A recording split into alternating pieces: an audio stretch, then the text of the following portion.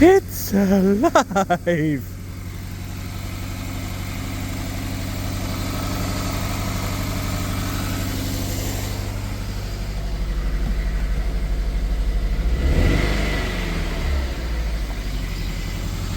Okay.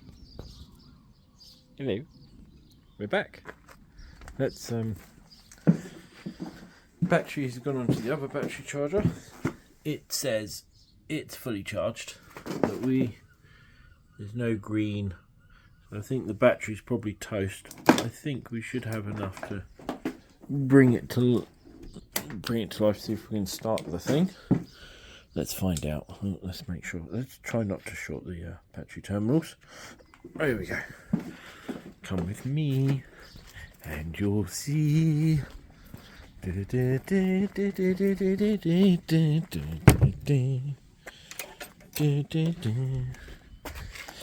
just some music and some hope that it might actually work, but I doubt it. It's still fun. I do need to get some form of camera mount because I'm doing all this one-handed. Sit that on there. Stick that there. There we go. I'm actually going to tighten them as well. Because why not? Because it's a little bit loose otherwise. Positive to positive on an MR2. Positive is this side. Negative is this side, because there it is, straight down to the body. You go, ready for the tst. I like the tst bit. There it is. Tst. Oh, that's very loose. Definitely need to tighten that. Here we go. Oh, I heard noises from inside the car. It's always a good start. Always a good start. So I found out the lock doesn't work. Has it still got the water in that I put in the other day, or is it all gone? Oh no, that's empty, or empty-ish again. Oh yeah, it's all the way down to life. So we are going to need to put some, bleed the coolant, which I've never really had too much trouble with these. I just find that where the thermostat is around the back creates an airlock, so you pump that and it sorts it out. So, bird shit. Right. Let's see what goes on in here. So we've got the immobiliser light flashing, so we'll keep an eye on that, make sure that goes out. My mate Batty Matty loves this, don't you, Matt? I know you love it, and the gold jewel. They're amazing. I'm going to put this jewel up because I can't get my legs underneath it. So I have a flat bottom one in the MR2, my one. Yeah, everything's alive. 1 minute past 1. Okay, let's see what happens when we try and start.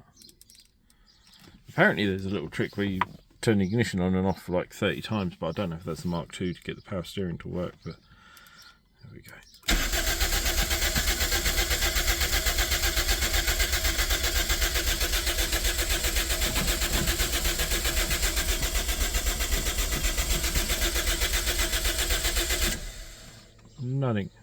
Nothing at all. Well, it turns over. There's a good start. What I might do is connect my phone to the OBD port, which is up under there. There it is. There it is. And have a look. Make sure that throttle's working and AMF meter's working and all that sort of thing. But it's definitely turning over. I also want to pull the sparks out and make sure we're actually getting a spark. So I'll be back to you after playing around for a little bit, see what I can find. Bye bye. So first major disaster, I lost the keys. I stopped talking to you guys. I unplugged the MAF because I don't really know. I thought I'd give it a go. Tried turning it. Went back in to grab the OBD port reader, which currently doesn't work. It's not Bluetoothing to my phone, so giving up on that for now. Went to look for the keys to turn it on to do the OBD, and I couldn't find the keys. this is what my brain does. It puts stuff down and I forget where I put them. I did eventually find the keys after about 3/4 of an hour of looking. I found them down there. I have no idea how they got down there. The only thing I can think of is I threw them on the chair and then they slid through the gap there and did that, which is fun, especially when you only have one key. So I had a little bit of a meltdown there, but what I have done is pulled this back panel out, which is this little tray compartment. So you pull off the door, 3 bolts along the bottom. This sits in there, and there is 2 bolts at the back as well. You can pull it out, and then this little glued down cover sits like that. You can pull it up, and there's the fuel pump, which on an MR2 is amazing, because on the Mark 1 and the Mark 2 you have to drop the entire fuel tank because it sits along the centre section, or some people cut out the middle, but I've always just dropped the tank. So anyway, in the Mark 3 I can now let through a little bit, because I'm just checking to see if the fuel pump is definitely working or not. Sit there. There we go. Right, and I now know it's definitely working. Listen, you might be able to hear it. Hang on, here you go. So we know that's working. I would like to take off the fuel line to make sure we're getting fuel through, but I can smell fuel, but that doesn't mean the filter's not blocked, which I've not seen on one of these before. I've not really had fuel problems, but I think the easiest thing is at the moment is I'm going to take the cross brace off, take this off, pull the spark plug out, lay the spark plug down and see if we're getting a spark.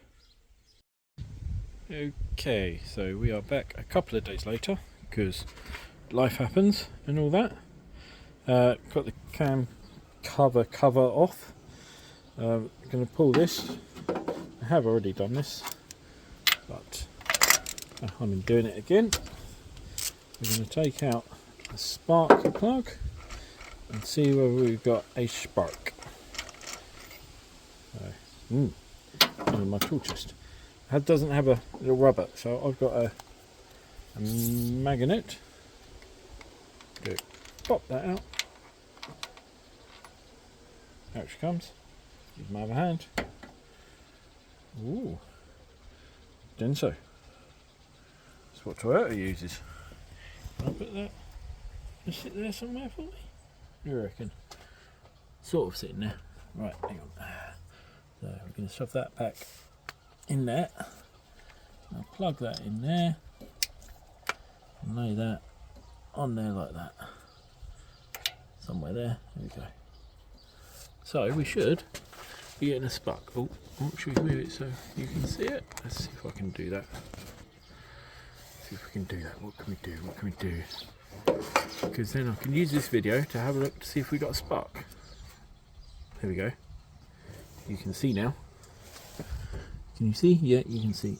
I think that's going to stay there. Right, you might fall when I try and turn the engine over. Let's find out.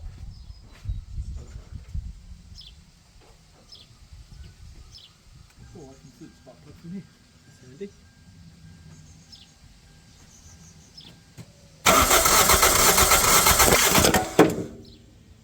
There you go. Told you you'd fall. But from where I could see, there was no spark at all. Oh, there we go. That's slightly better. Yeah, look at that. Go there. So we're good there. So you should see a spark, but I'm pretty sure there isn't one. So let's try that again.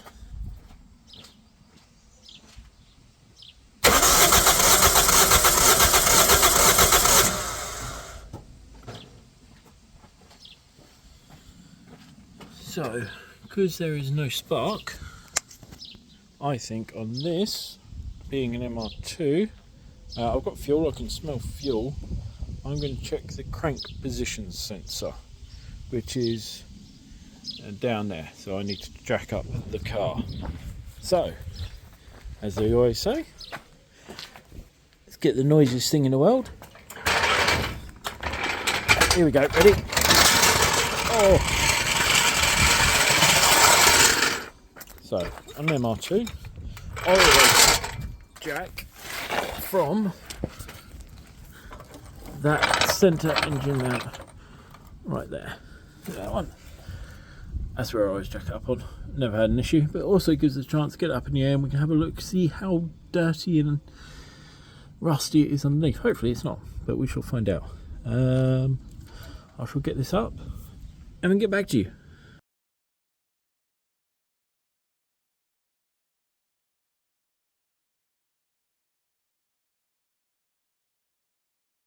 Okay, so we are back. I'll leave that there because I like to have as much safety underneath as I can. So we've got one over there, one over there. I did put those ones there. Yes, I know it's not a jacking point or anything like that, but if it falls, I'd rather have as many underneath as possible. And of course, we do have no wheel choke, so it's more just. I normally have a set of wheels or something I put underneath it, but I haven't got any at the minute. So under we go. Let's have a little look. It has had a shake test as well. So we've still got a cat. Anti-roll bars here. Oh, we're missing a anti-roll bar bolt. Okay. Fix that. Missing the normal cover, but yeah, that's fine. It's just a plastic cover. I can't see any leaks on the engine. That looks pretty good. There's a dent in the bottom of the fuel tank I've noticed. Other than that, I mean, sort of surfacey rust under here. The rear subframe looks good. They quite often rot. The surface rust, but nothing major under here. So we are looking at this little bastard here. So I want to have a little look at that.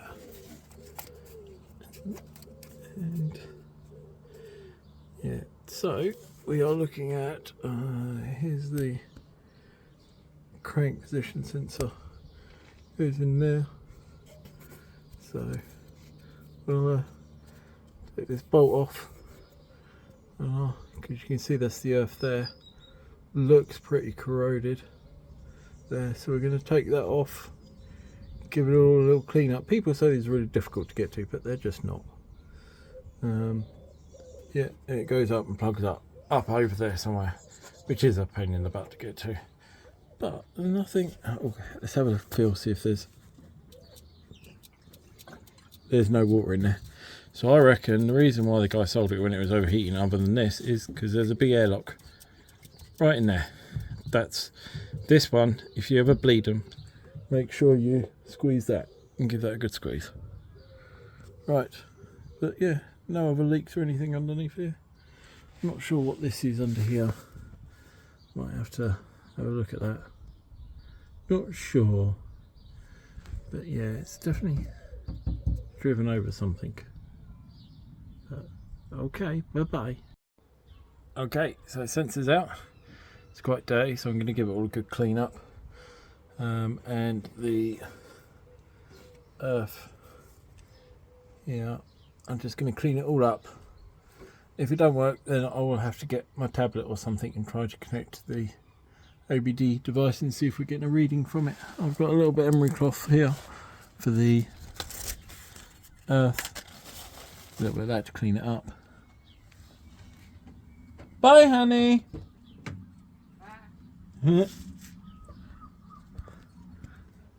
So here it is.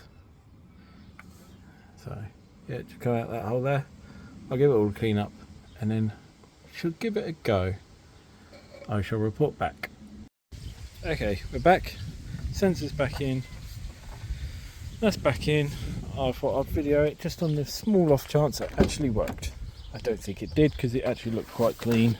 The earth looked clean, but you never know.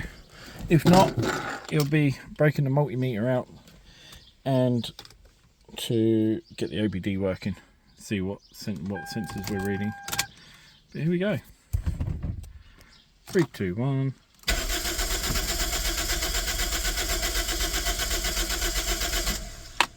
hard no. So as you can see, the engine is been taken apart quite a bit and on and off and whatever else. So I was talking to Andy. We did find this, but I'd run mine without this one disconnected because I forgot about it. So I was going to fix that next if this didn't work. So first things we've done is down here there's an earth point down there, and there's another one here. So we checked that and didn't make any difference at all. Next thing we've done, I just checked the back. There's the cam sensor, you can't really see it here, just make sure that was all plugged in. Then I checked on the coil leads here, so 1 and 4, make sure you've got 12 volt across that, and the middle two are the ECU signal. So checked all of them that had 12 volt, pulled all the plugs out. I flamed the plugs just in case they were all got loads of fuel on or something like that. Then I got my daughter to come out because I was kind of like, oh, maybe it's the ECU, and the ignition drivers or the coil pack drivers on the ECU had died. But got my daughter to come out and turn it over whilst I put a probe in there, and yes, I couldn't see the exact voltage, but I could see that it was pulsing, so it was getting a signal to the coil packs. So I pulled all 4 coil packs out, and which are these ones here. These are 1ZZ ones because they're quite short. These ones currently sat in it are my spare ones from this, because these are 2ZZ ones, as you can see, sits a lot higher. So I stuck them on.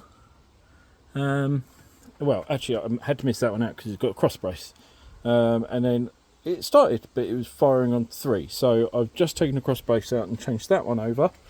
Let's give it a try. But when I changed them, it was instant, like it started instantly. So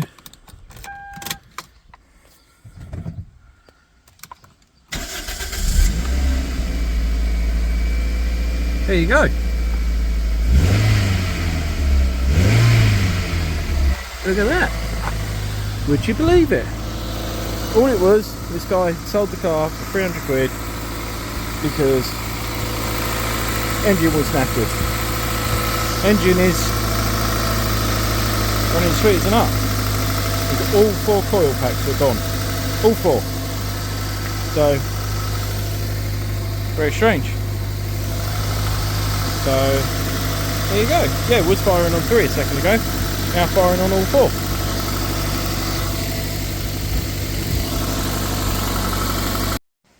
Okay, so here. Ooh, I think the lens needs a clean. Yeah, you're dirty. Let me give you a little clean. Sorry about that. There you go.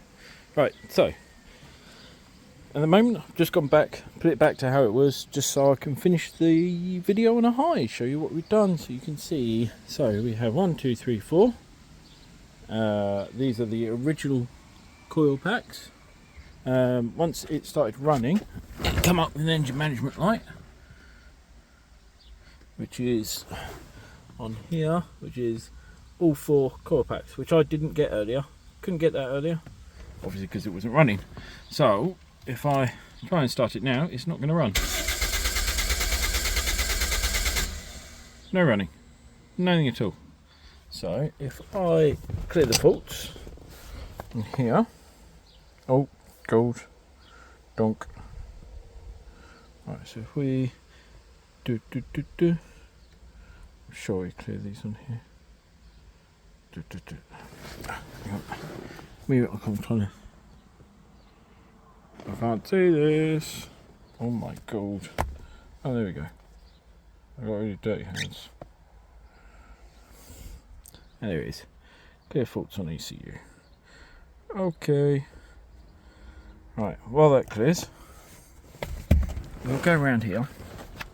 And what we'll do, we'll unplug all 4 oil packs, the coil packs. Now the reason why I didn't go for coil packs to start with, normally you only lose 1 coil pack, maybe 2 at the most. Not all 4, but he did say his engine had been in for a week, and I've got no guarantee it definitely ran when this new engine went in. He said it did, but you never know. But normally when these coil packs go, you get cracks on them, but nothing at all. So if we take all 4 coil packs out, 4 coil packs, lay them on the floor. Now the ones I've got, like I said, are for a 2ZZ, so as you can see they are slightly longer, which is why they don't bolt down, but do. These ones are donated by my friend Alex. Thank you, Alex. The Toyota ones. So we'll pop that. 1, 2, 3, 4. Push them all down nice and tight onto the plugs, because these don't pop on for some reason.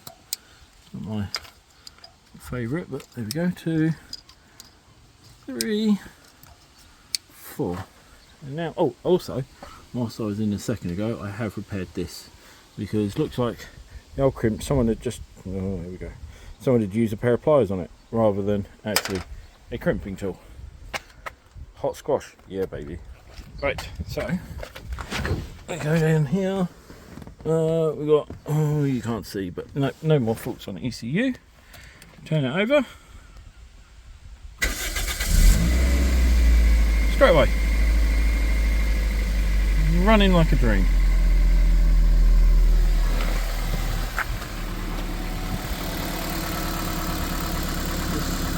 It's running. So, on that bonus note, I don't know what you can see because I'm looking the other way. On that other note, I'll finish the video here. I will try and make the transition between my videos better, so I apologise. But next job is coolant drain and change, spark plug change, new coil packs, which I'll sort out later. And I'll do a video including how to do coolant change on an MR2 and bleeding it, because it is a nightmare and some people struggle with it, but I've never really had too much trouble with it. Oh yeah, there's also, whilst I was looking, there is the ECU tucked behind here, just so you know, and that's where all the wiring goes up through. That's behind the passenger seat. So there you go everybody, leaving this video on a high. It's running and running happily, so there we go. Bye bye.